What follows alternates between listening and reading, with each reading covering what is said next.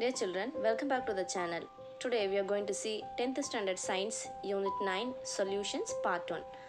For this video, we are going to discuss definition of a solution, solutions in day-to-day life, components of a solution, types of a solution, and solubility. So first we are moving to what is solution. A solution is a combination of solute and a solvent. A solute is completely dissolved in a solvent to form a corresponding solution. For example, see the picture. Here, sugar is a solute and water is a solvent. Sugar molecules are completely dissolved in water to form a sugar solution. So, a solution contains solute and solvent. Next, homogeneous mixtures and heterogeneous mixtures. In some cases of mixtures, their components can be separated easily, whereas in some other cases, they cannot be. Consider the two mixtures, one which contains sugar and water, and the another which contains sand and water. Water is one of the components in the both mixtures.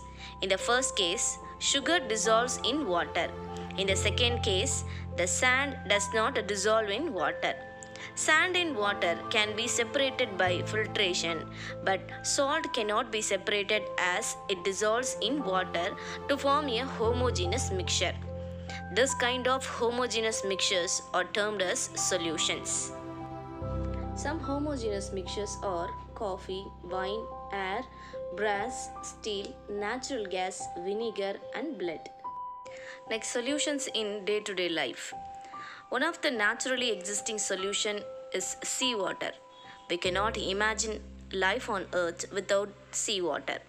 It is a mixture of many dissolved salts. The another one is air.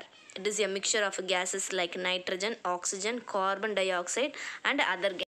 For example, plants take solutions of nutrients for their growth from the soil. Most of the liquids found in human body, including blood, lymph, and urine are solutions.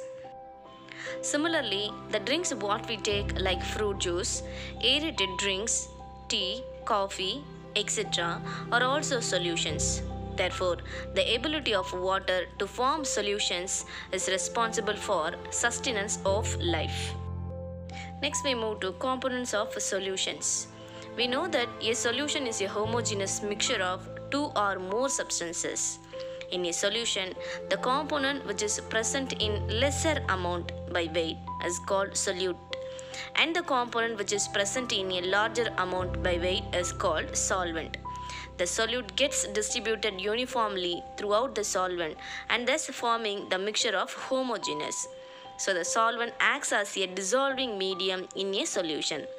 The process of uniform distribution of a solute into solvent is called dissolution. Next we move to binary solutions. A solution must at least be consisting of two components, that is a solute and a solvent. Such solutions which are made of one solute and one solvent, that is two components, are called binary solutions.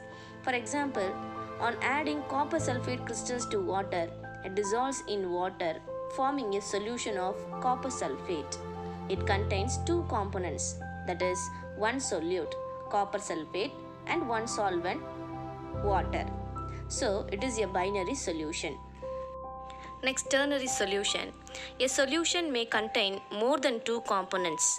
For example, if salt and sugar are added to water, both dissolve in water forming a solution. Here, two solutes are dissolved in one solvent. Such kind of solutions which contain three components are called ternary solutions. Next we move to types of solutions. Number 1, based on the physical state of the solute and the solvent, solutions are classified as below. Number 1, solid solution. Solid plus solid. For example, copper dissolved in gold, that is alloys. Number 2, liquid plus solid. Example, mercury with sodium, amalgam. Number 2, liquid solution. Solid in liquid. Example, sodium chloride dissolved in water. Liquid in liquid, Example, ethyl alcohol dissolved in water. Gas in liquid. Example, carbon dioxide dissolved in water. For example, soda water. Number 3, gaseous solution. Liquid in gas, water vapor in air, that is cloud. Number 2, gas in gas, mixture of helium, oxygen gases. Number 2, based on the type of solvent. Most of the substances are soluble in water. That is why water is called as universal solvent. On the basis of type of solvent, solutions are classified into two types. They are aqueous solution and a non-aqueous solution. So first we move to aqueous solution. The solution in which water acts as a solvent is called aqueous solution. In general, ionic compounds are soluble in water and form aqueous solutions more readily than covalent compounds. Example, common salts in water, sugar in water, copper sulfate in water, etc. Next, non-aqueous solution. The solution in which any liquid other than water acts as a solvent is called non-aqueous solution. Solvent other than water is referred to as non-aqueous solvent.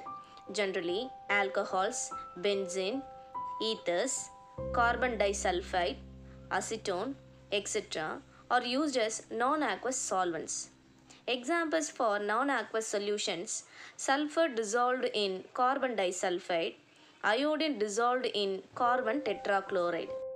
Number 3, based on the amount of solute. The amount of the solute that can be dissolved in the given amount of solvent is limited under any given conditions. Based on the amount of solute in the given amount of solvent, solutions are classified into three types. Number 1, saturated solution. Number 2, unsaturated solution. Number 3, supersaturated solution. So first we move to saturated solution. A solution in which no more solute can be dissolved in a definite amount of the solvent at a given temperature is called saturated solution. For example, 36 gram of sodium chloride in 100 gram of water at 25 degrees Celsius forms saturated solution. Further addition of sodium chloride leave it undissolved. Next one is unsaturated solution. Unsaturated solution is one that contains less solute than that of the saturated solution at a given temperature. Example, 10 gram or 20 gram or 30 gram of sodium chloride in 100 gram of water at 25 degrees Celsius form an unsaturated solution. And the last one is supersaturated solution.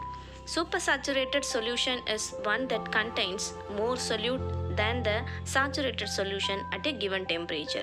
Example, 40 gram of sodium chloride in 100 gram of water at 25 degrees Celsius forms supersaturated solution. This state can be achieved by altering by other conditions like temperature, pressure. Supersaturated solutions are unstable and the solute is reappearing as crystals when the solution is disturbed.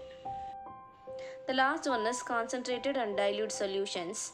It is another kind of a classification of unsaturated solutions. It expresses the relative concentration of two solutions with respect to their solutes present in the given amount of the solvent.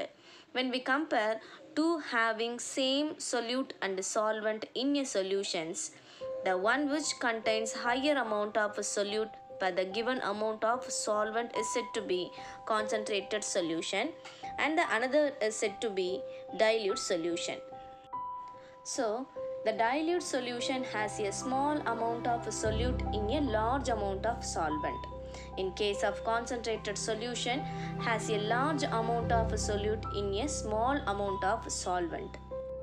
Next we move to solubility. Solubility can be defined as the maximum amount of a solute that can be dissolved in a given amount of solvent. For example, at room temperature, 100 gram of water can dissolve 200 gram of sugar. Solubility range is 200 gram of sugar divided by 100 gram of water. So formula for solubility is solubility is equal to mass of the solute divided by mass of the solvent into 100. For the next video, we will see factors affecting solubility, concentration of your solution, hygroscopy and deliquescent substances in the part 2 video.